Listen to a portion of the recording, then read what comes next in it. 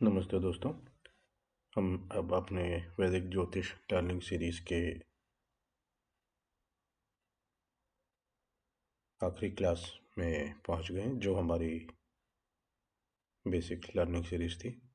अब तक आपने सीखा है घर कौन से हैं, ग्रह क्या होते हैं, राशियाँ क्या हैं, लग्नेश क्या है, दृष्टि और दशा। आज हम सीखेंगे इन सबको मिलाकर प्रेडिक्शन कैसे किया जा सकता है। जब आपसे कोई पूछे कि मेरी जॉब कहाँ लगेगी, तो कब लगेगी, तो आपको क्या देखना है। आप कुंडली देखने का 3 स्टेप फॉर्मूला याद कर लें। किसी भी सवाल का जवाब देने के लिए आपको सिर्फ 3 चीज़ें देखनी है। भाव,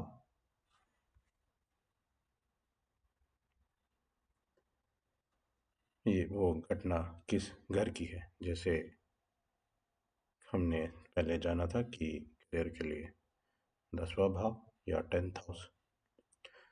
उसके बाद हमें देखना है भावेश, उस घर का मालिक कौन है और कहाँ बैठा है। और तीसरा है कारक, उस चीज का नेचुरल ग्रह कौन सा है। जैसे करियर के जो कारक हैं वो सैटर्न है, सन है। लव या रिलेशनशिप के जो कारक हैं वो वीनस, शुक्र है। अगर ये तीनों मजबूत हैं तो काम बनेगा, अगर ये कमजोर है तो दिक्कतें आएंगी। चलिए एक उदाहरण से समझते हैं। मान लीजिए कि किसी ने पूछा कि जॉब कब लगेगी, तो हम उसे देखेंगे। हम जाएंगे, हम देखेंगे 10वें घर में क्या वहाँ कोई ग्रह बैठा हुआ है। अगर हमने देखा कि वहाँ पे मंगल बैठा है तो करियर में एनर्जी होगी। हम ये देखेंगे कि 10वें घर में कौन सा नंबर लिखा है।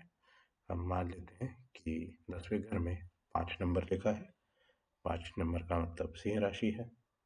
सिंह राशि के जो मालिक हैं वो सूर्य हैं। अब हमें देखना पड़ेगा कि सूर्य कुंडली में कहाँ बैठे हैं, क्या वह उच्च के हैं या नीच के हैं। अगर सूर्य मेष राशि में है तो उच्च के होंगे, जो बहुत बढ़िया होगा। हम ये देखेंगे कि क्या 10वें घर पर किसी अच्छे ग्रह जैसे गुरु की दृष्टि है या नहीं।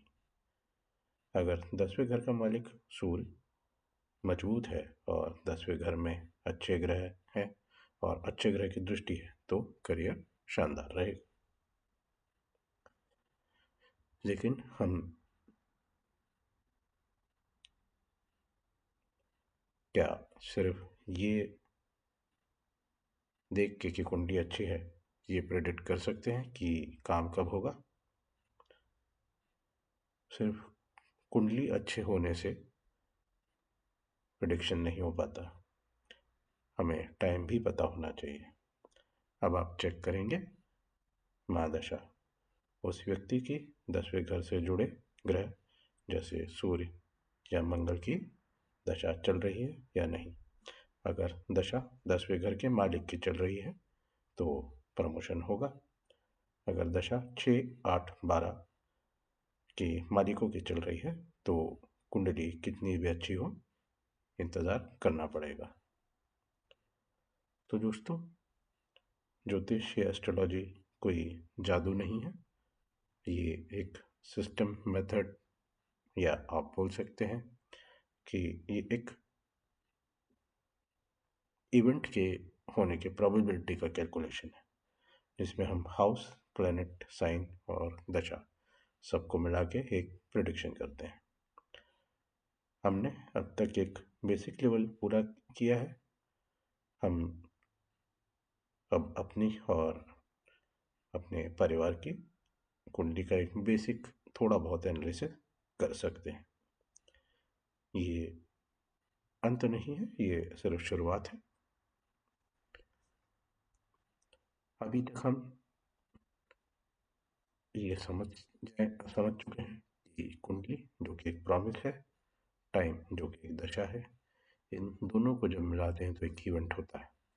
अगर कुंडली में राजयोग है लेकिन दशा खराब है तो भी फल मिलने में विलंब हो सकता है। जैसा कि हम बात कर रहे थे कि हम अभी यहाँ की शुरुआत में हैं और हमारी शुरुआत में हमने 12 भाव, 9 ग्रह, 12 राशियाँ, 12 राशियों के स्वामी, ग्रहों की उच्च और नीच होना और दशा को अभी तक समझा है। हम शुरुआत की शुरुआत तक तो पहुंच गए हैं, तो ऐसे ही हमारे साथ बने रहिए, साथ में सीखते रहिए और एक बात ध्यान रखिए, होई है वही जो राम रचना।